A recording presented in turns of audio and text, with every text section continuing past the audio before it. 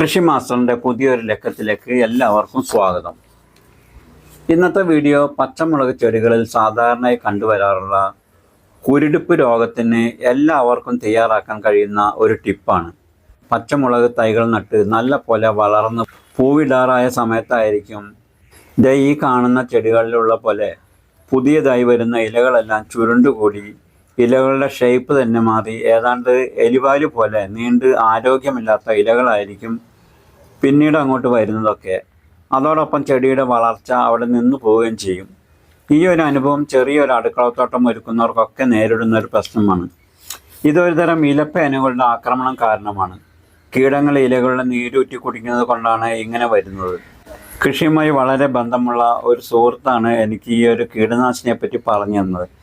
അദ്ദേഹം ഇത് തയ്യാറാക്കി കുരുടിച്ച് നിൽക്കുന്ന ചെടികളിൽ പ്രയോഗിച്ചപ്പോൾ വളരെ സക്സസ് ആയി എന്നാണ് പറഞ്ഞത്.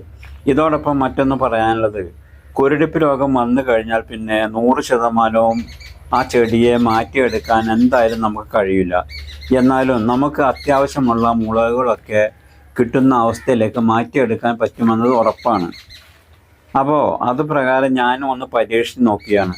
നിങ്ങളുടെ തോട്ടത്തിലെ മുളക് ചെടികളിൽ കുരുടിപ്പ് രോഗമുണ്ടെങ്കിൽ നിങ്ങളും ഇതൊന്ന് ട്രൈ ചെയ്ത് നോക്കിക്കോളൂ. ഇനി ഈ ഒരു കീടനാശിനി തയ്യാറാക്കുന്നത് കാണാം. 1 ലിറ്റർ അളവിലേക്കുള്ള അനുപാതമാണ് ഞാനിവിടെ കാണിക്കുന്നത്. ആദ്യം തന്നെ ചെയ്യേണ്ടത് 1 ലിറ്റർ വെള്ളം എടുക്കുകയാണ് വേണ്ടത്. ഞാൻ 1 ലിറ്റർ വെള്ളത്തിൻ്റെ ബോട്ടിലാണ് വെള്ളം എടുത്തിരിക്കുന്നത്. ഇനി വേണ്ടത് നാം പല്ല് തേക്കാൻ ഉപയോഗിക്കുന്ന ടൂത്ത് പേസ്റ്റാണ് വേണ്ടത്. അത് വെളുത്ത നിറത്തിനുള്ള ടൂത്ത് പേസ്റ്റ് ആയിരിക്കണം. ഏത് ബ്രാൻഡിലുള്ളതായാലും കുഴപ്പമില്ല, വെളുത്തതായിരിക്കണമെന്നത് നിർബന്ധമാണ്. നാം എടുത്തു വെച്ച വെള്ളത്തിൽ നിന്നും കുറച്ച് മറ്റൊരു പാത്രത്തിലേക്ക് എടുക്കാം. എന്നിട്ട് പേസ്റ്റിൽ നിന്നും ഏകദേശം ഒരു 3 ഇഞ്ച് നീളത്തിൽ പേസ്റ്റ് എടുക്കണം. 3 ഇഞ്ച് എന്ന് പറയുന്നത് ഏകദേശം ഒരു വിരലിൻ്റെ അളവിൽ എടുത്താൽ മതി. അതിപ്പോൾ കുറച്ച് കൂടിയാലും കുറഞ്ഞാലും ഒന്നും കുഴപ്പമില്ല. എന്നിട്ട് മാറ്റി വെച്ച വെള്ളത്തിലേക്ക് പേസ്റ്റ് ചേർത്ത് മിക്സാക്കി എടുക്കണം. പേസ്റ്റ് ആദ്യം തന്നെ ഫുൾ ബോട്ടിലേക്ക് ചേർത്ത് കഴിഞ്ഞാൽ അലിഞ്ഞ് കിട്ടാൻ പ്രയാസമായിരിക്കും. അതാണ് കുറച്ച് വെള്ളത്തിൽ ലയിച്ചെടുക്കുന്നത്. നല്ല പോലെ മിക്സായാൽ ബോട്ടിലേക്ക് തന്നെ ഒഴിച്ചു കൊടുക്കാം.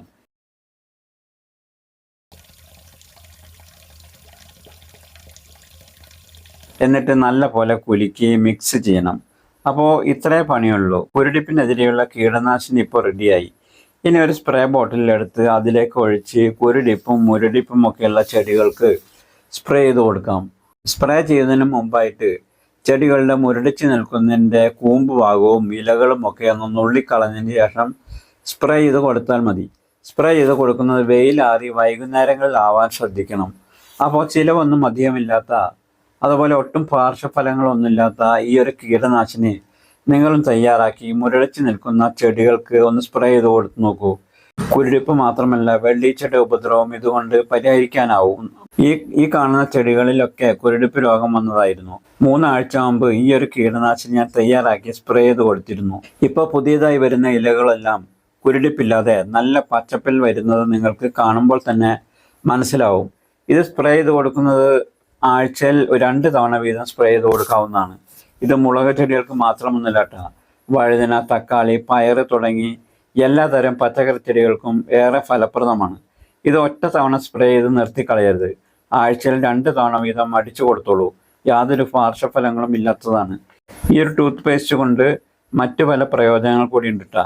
അതൊക്കെ നിങ്ങൾക്ക് അറിയാവുന്നതായിരിക്കും. എന്നാലും 1-2 കാര്യങ്ങൾ ഇവിടെ പറയാം.